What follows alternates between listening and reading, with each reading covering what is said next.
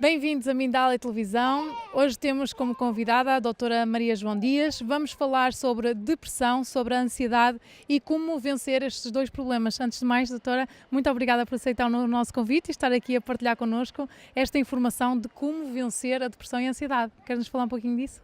Muito obrigada um bom dia também.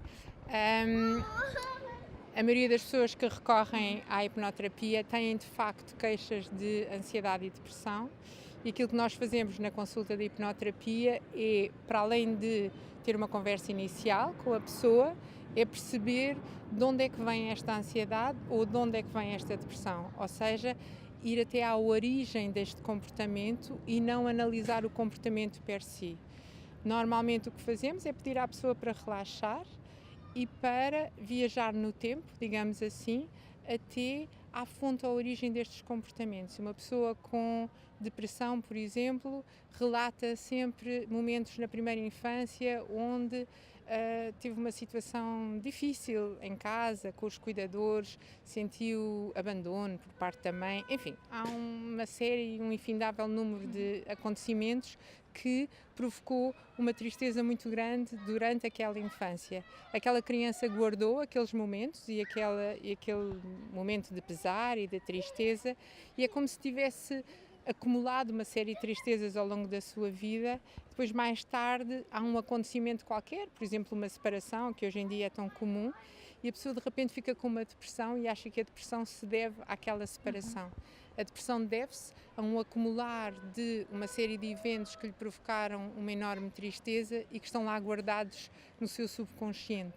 Portanto, aquilo que nós vamos fazer é libertar aquelas tristezas. Eu chamo-lhe esvaziar o copo. É como se a pessoa tivesse ali um copo cheio de tristeza. Vamos lá esvaziar o copo para que, naturalmente, a pessoa vai voltar a ter tristezas na vida, mas não precisa de voltar a ter depressões. Portanto, pode enfrentar, seja o que for, com muito mais leveza.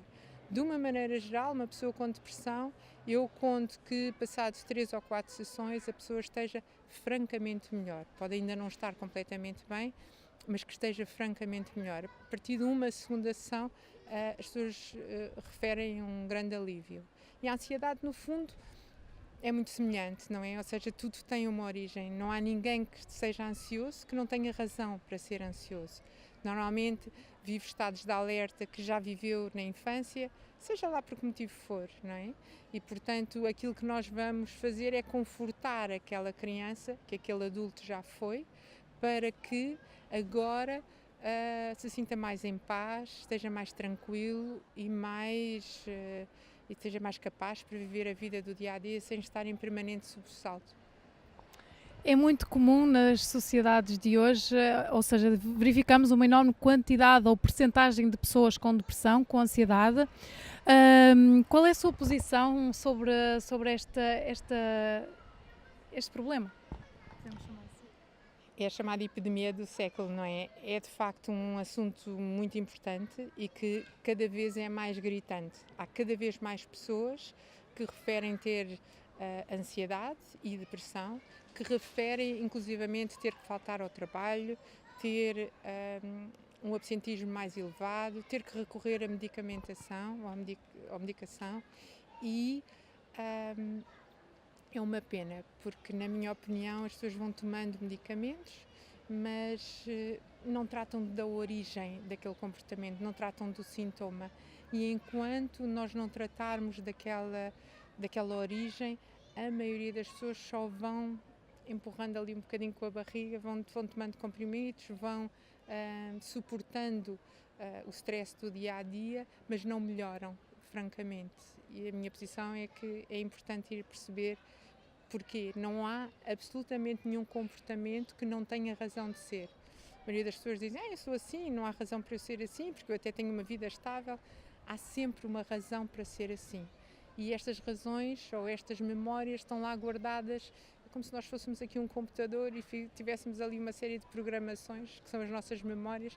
Temos que ir lá perceber nas nossas memórias o que é que condiciona o nosso comportamento atual. A minha segunda pergunta era realmente a medicação. sabemos que se recorre muito, sabemos que há uma grande quantidade de pessoas a tomar medicação. Como é que nós, ou seja, qual é a sua posição? A minha posição é um bocadinho. Se quiser falar. Exatamente. Eu acho que os medicamentos são muito úteis para serem tomados em SOS.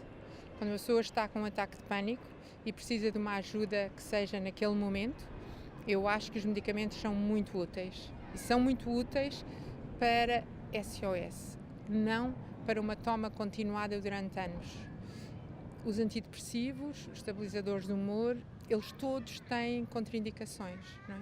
E todos provocam outro tipo de comportamentos que as pessoas normalmente subestimam ou desvalorizam. A toma continuada de comprimidos para mim pode ser perigosa, inclusivamente para a saúde física das pessoas. Portanto, eu tento o mais possível que os medicamentos que as pessoas trazem, que os pacientes trazem, sejam tomados em SOS, mas para que gradualmente eles deixem de precisar de os tomar. Pode-nos falar dessas situações ou desses problemas associados ao uso constante e durante anos da medicação? Isto é assim uma pergunta um bocadinho difícil. Sim, claro, eu acho que há antidepressivos que inclusivamente aumentam a ideação de suicídio.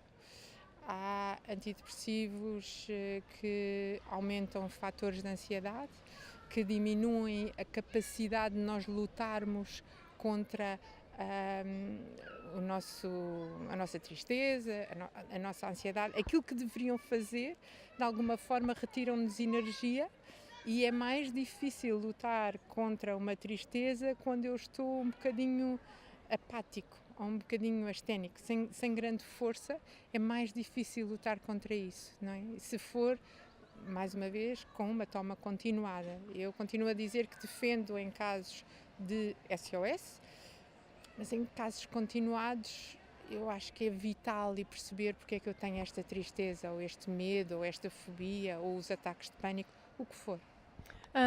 Há pessoas que associam, ou há estudos que associam o uso de antidepressivos, inclusive com doenças como Alzheimer, Parkinson. Tem conhecimento?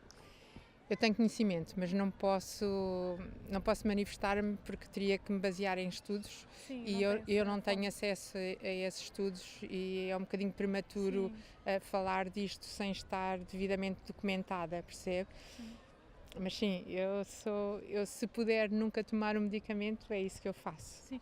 Eu posso falar exclusivamente do meu caso pessoal. Eu fui mãe de 2 filhos muito seguidos e houve um momento que fui ao médico de família e senti realmente o cansaço e manifestei. E o que me foi receitado foi medicação antidepressiva e eu senti claramente que estava dopada após essa toma. Tomei uma vez e não consegui tomar mais. É verdade que se calhar fiquei melhor, mas vivia como se fosse, já não me sentia aqui. Aquilo que eu sinto é que os medicamentos funcionam como uma espécie de um interruptor que se ativa para desligar o acesso às emoções. As emoções fazem parte de nós e são fundamentais na nossa vida, não é? Nós temos que perceber o porquê daquelas emoções estarem ali e não desligar o acesso às emoções, porque depois nós ficamos um bocadinho zombies, não é? Ou seja, a memória diminui francamente porque nós não estamos lá emocionalmente presentes, nós também não guardamos aquelas memórias, que as pessoas começam a ficar desmemoriadas, começam a ficar sem energia, inclusivamente, por exemplo, no período pós-natal, não é? No período do puerpério, as mães nem sequer têm a energia que deveriam ter para tratar das crianças porque estão a ser medicadas. Ora, isto é completamente contra a natura, porque depois temos crianças que sentem algum abandono daquela mãe, porque é como se aquela mãe não estivesse presente. Portanto, temos que refazer todo esse ciclo, na minha opinião. Estamos aqui a partilhar convosco informação e conhecimentos e o foco desta entrevista é realmente dar-vos esses conhecimentos e esta informação e o foco é positivo. O foco é como vencer a depressão e a ansiedade. É importante os conhecimentos, é sabermos qual é o estado da situação, mas também é muito importante sabermos como resolver. E agora pode-nos dar algumas fórmulas que no caso da hipnoterapia funciona muito bem, não é assim? Exatamente. Por exemplo, no caso da ansiedade, aquilo que fazemos de uma maneira geral é pedir à pessoa que feche os olhos e que vá até à fonte, à origem da ansiedade, estranhamente ou não. Normalmente na segunda ação a pessoa vai ter a barriguinha da mãe, porque nós temos memórias de todos os segundos, passámos na barriguinha da nossa mãe, que de uma maneira geral também tem lá a ansiedade, ou seja, ao parto, que às vezes é um momento muito traumático e que foi vivido com muita ansiedade por parte da mãe e por parte daquele bebê, aquilo que fazemos é pedir à pessoa que imagine que vai lá ter com a sua versão pequenina, que está ainda ali em gestação, e que pega em si ao colo, como se fosse possível, mas a pessoa imagina isto e visualiza, e libertar toda aquela ansiedade que pertencia à mãe, por exemplo. Não é dele, é da mãe. É como se ele, de repente, tomasse consciência que todas aquelas emoções que a mãe traz têm a ver com a história da mãe e não têm a ver com a história dele, que vai nascer, não é? É um bebê que vai agora entrar no seu mundo, e isso, por exemplo, é normalmente um passo muito grande na evolução da diminuição da ansiedade daquela pessoa, o desligamento das emoções da mãe. Depois há várias coisas que a pessoa pode fazer em casa, sozinha, é fazer, por exemplo, exercícios de auto-hipnose. A auto-hipnose é puro relaxamento, em que eu consigo diminuir a minha ansiedade de forma natural, sem o recurso a nenhum medicamento. É como se houvesse uma espécie de uma meditação que a pessoa faz diariamente, induzida, e que depois começa a fazer quase de uma forma automática. Quando está num momento de stress, fecha os olhos, recorda-se de tudo aquilo e muito rapidamente o coração deixa de bater tão forte, os níveis de hormonas que se libertam ali naqueles momentos de stress acalmam, e a pessoa sente de facto uma calma que não sentiria se não tivesse todos estes recursos. Doutora, parece simples. Porque é que as pessoas não usam estes métodos? Porque se resolve a situação e não tomam medicação, porque é que a sociedade continua a viver ainda à base da medicação? Isso é uma pergunta difícil também, mas eu acho que cada vez mais pessoas percebem que está na altura de olhar para este comportamento de uma forma completamente diferente. Nós vivemos durante a era da medicação, e ainda vivemos, mas há cada vez mais pessoas a procurar alternativas, porque chegaram à conclusão que viver a tomar antidepressivos durante 15 anos não os fez curar daquela depressão, não é? Portanto, eu sou muito positiva e acho que as coisas estão a evoluir, e cada vez há mais pessoas na clínica e cada vez há mais pessoas a passar a palavra e a explicar que eu agora vivo sem medicação e vivo bem. Portanto, vivemos uma era em que a ciência era tudo e agora finalmente começa a pôr-se em causa aquela ciência que é tão matemática, e começa a pensar-se que as emoções que não são palpáveis podem ser tratadas com uma abordagem completamente diferente. E assim algum relato ou situação clínica que para si foi realmente espantosa e que nos pode comentar, que se lembre? Ora, eu tenho muitos. Caso de depressão, ansiedade. Sim, eu tenho muitos. Se quiser referir algum. Olha, há muitos relatos de pessoas com ansiedade que tinham cuidadores ou pais. Os pais às vezes não são os cuidadores, não é? Agressivos e violentos. Portanto, muitas vezes, quando nós pedimos à pessoa para ir até à fonte ou à origem daquela ansiedade, aquela pessoa vê-se em pequenina, com um pai, por exemplo, a bater-lhe e a ser francamente agressivo.